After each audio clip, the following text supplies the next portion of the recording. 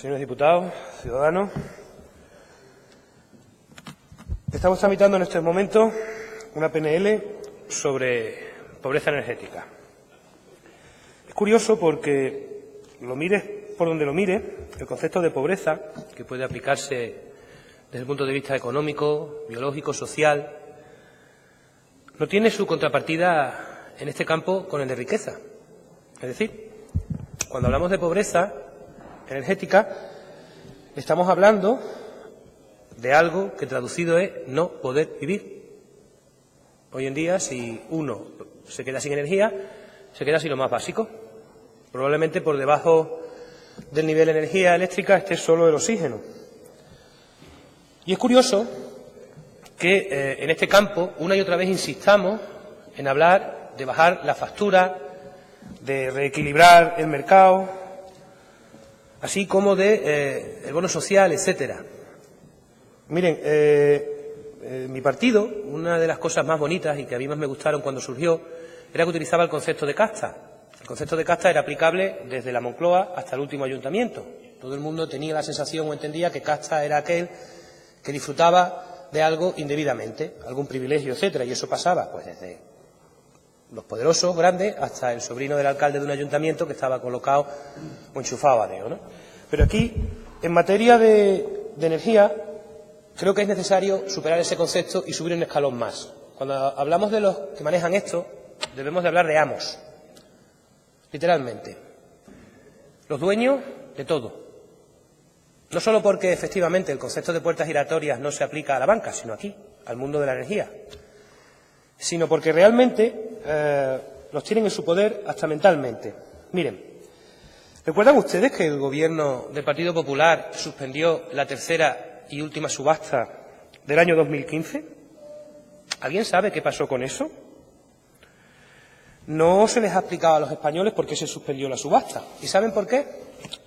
Porque si hubieran tenido que explicarlo, hubieran tenido que recurrir al artículo 281 del Código Penal, que se lo voy a leer. Dice que el que trajere del mercado materias primas o productos de primera necesidad con la intención de desabastecer un sector del mismo o de forzar una alteración de precios o de perjudicar gravemente a los consumidores, será castigado con la pena de prisión de 1 a 5 años. Esta pena se impondrá en su mitad superior en situaciones de grave necesidad o catastrófica.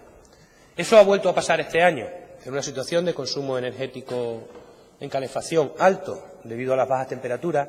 Otra vez se produce una alteración de precios en el mercado inexplicable. Cuando yo era más joven y me puse a estudiar el derecho eléctrico, y les advierto, son 4 o 5 tomos enormes de leyes, tardé muchísimo en comprenderlo, y era porque mi mente estaba tratando de estudiar una cosa que debería de ser una industria, y resulta que se había diseñado en realidad como uno de los mayores y más eficientes mercados especulativos dentro de todo lo posible. Si alguien quiere saber qué pasa en España y cómo funcionamos, lo que tiene que hacer es verse un documental que es fácilmente localizable en Internet, en la red, sobre la gran estafa de Enron en Estados Unidos. Hizo quebrar al estado de California, uno de los estados más poderosos de la Unión, y a su presidente, la Fiscalía norteamericana, cuando lo juzgaron, intentó incluso aplicarle la pena de muerte. Bueno, pues aquí, en nuestro país, hemos copiado ese sistema. Un sistema que permite que alguien que legítimamente ofrece un servicio o un producto pueda haber alterado su precio en cuestión de minutos o de horas y multiplicarlo por 400 veces su precio de inicio. Miren ustedes, en esta PNL, que ahora decidiremos según el desarrollo del debate, si la apoyaremos o nos abstendremos, hay algunas cuestiones que no nos gustan nada, y es que se utiliza el concepto de pobreza energética vinculado a una excesiva demanda energética de las viviendas. Claro, es algo así como decir que hay que ver los pobres que es que consumen mucho y luego que no tienen buenos aislantes en la chabola. Miren, es increíble que no se haya promocionado en este país algo muy sencillo, y es la producción energética pública. Una vez que privatizas todos, aquí no hay ni un solo ayuntamiento que no disponga de terreno para proveerse a sí mismo de energía. En Andalucía es asombroso que a estas alturas ningún ayuntamiento tenga plataformas termosolares propias para dotarse de energía a él y a sus vecinos. Qué curioso. Aquí se están buscando soluciones como el bono social, etcétera, para poder pagar la factura de la luz. Y ya se ha dicho por anteriores intervinientes que, curiosamente, la factura de la luz tiene más de la mitad de costes inexplicables o asociados al pago de impuestos o de regalías. Uno puede ver una factura de 105, 110 euros, emitida por cualquier compañía energética, y aproximadamente el coste de los kilovatios que haya consumido esa familia no llega ni a los 35, 37, 40 euros.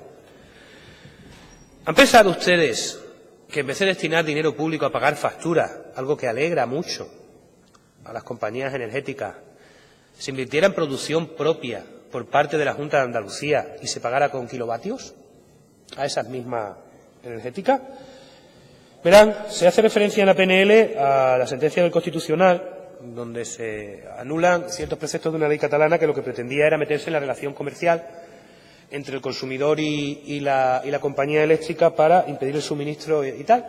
Imagínense ustedes que la Junta de Andalucía destina 300 millones de euros, que es un 0,01 de su presupuesto, a instalar un parque eólico con una media de 2,5 megas por molino y que produce energía. Eso se vuelca a la red.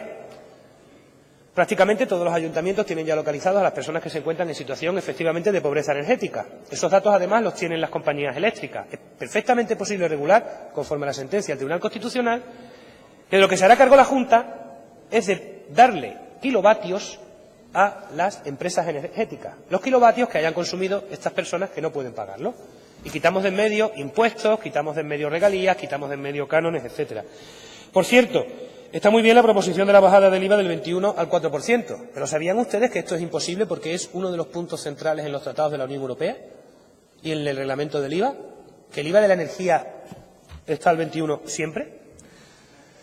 La cuestión en esta materia, y como he empezado al principio, es que consideramos el consumo de energía y la asociación de las personas a ella como algo relacionado con la riqueza, con la facturación, con un mercado, etcétera, cuando es una necesidad vital.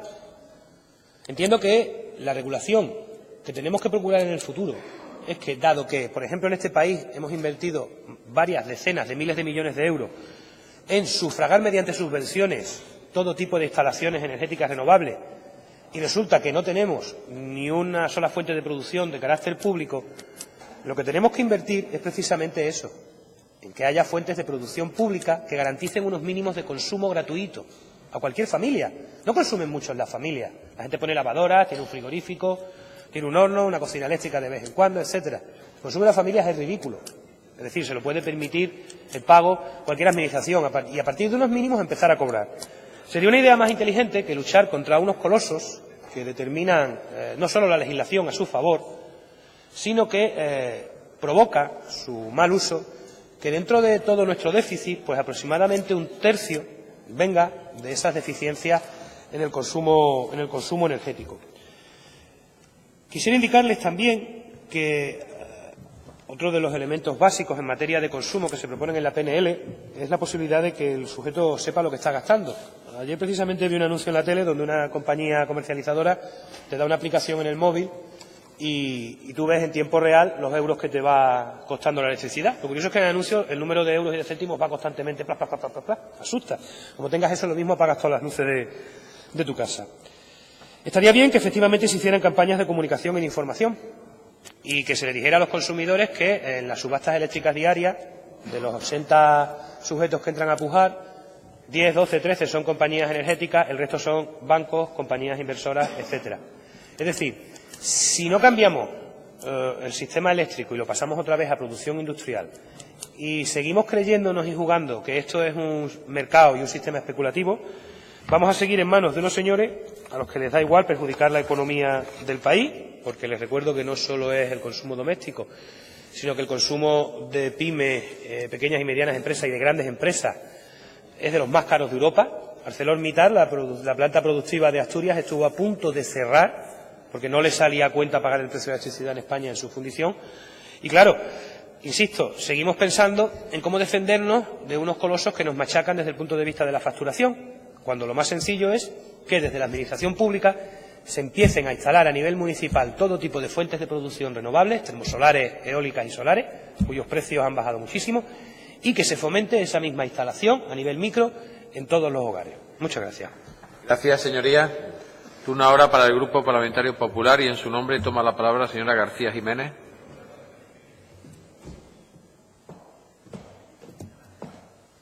Señoría, tiene la palabra.